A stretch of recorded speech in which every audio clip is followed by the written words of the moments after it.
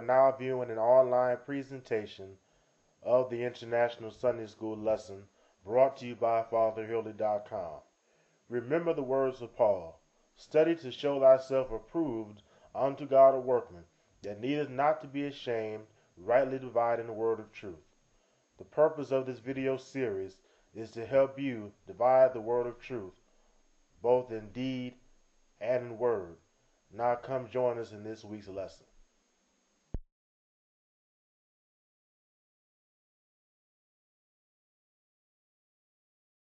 But do you love the good?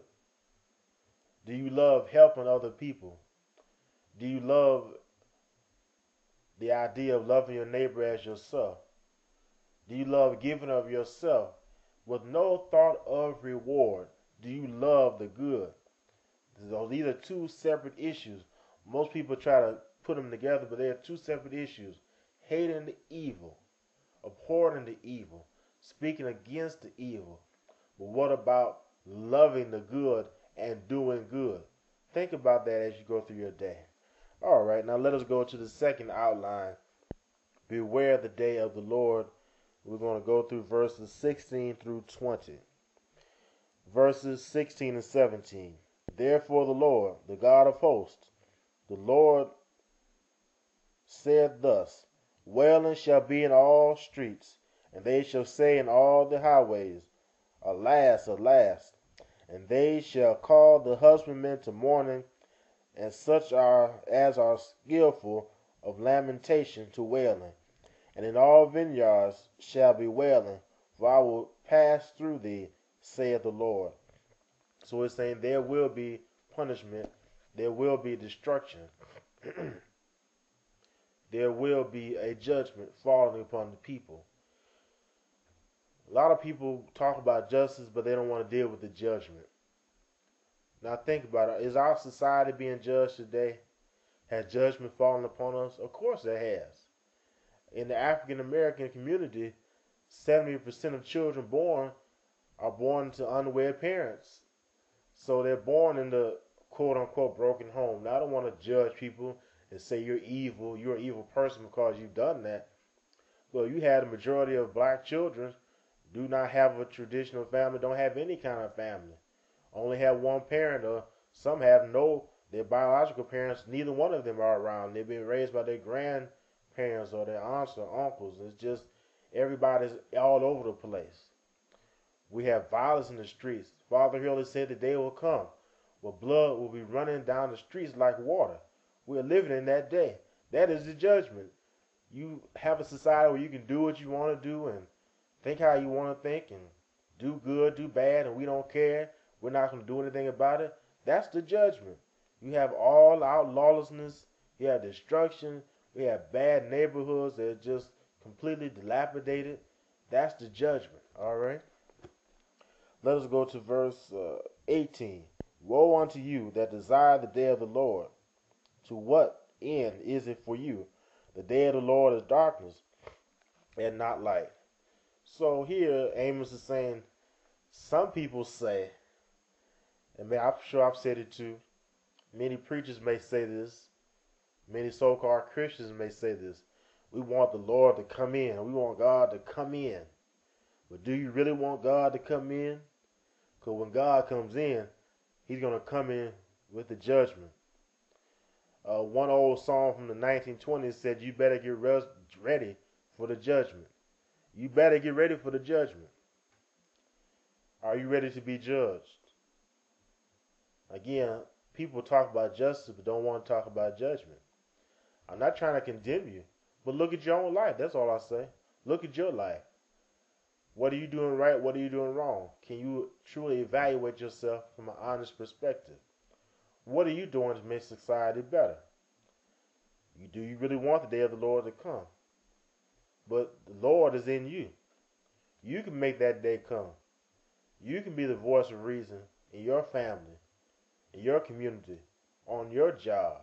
You be the voice of reason so that the Lord does not have to step in himself and get it straight. Verse 19. As if a man did flee from a lion and a bear met him, or went into the house and leaned his hand on the wall, and a serpent bit him. And the international lesson is right that sounds like a comedy. It sounds like a cartoon, doesn't it? You run from a lion, and as soon as you get away from the lion, a bear eats you. It looks like a cartoon.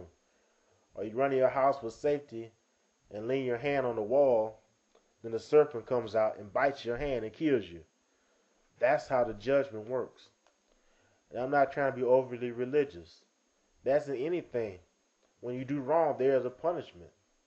And the judgment will come. And you can't run away from the judgment. You can't get away from the consequences of your actions. When you do wrong, there are consequences, and you cannot escape them. That's the analogy that Amos is giving. Some think they have escaped the judgment. You think you got away with it, but you really haven't. If the punishment doesn't come one way, it comes another way. I don't want to pick on women, but I think of the woman who has multiple partners and then gets pregnant and doesn't know who the father is. This is made light of in a lot of talk shows, but it's really not funny.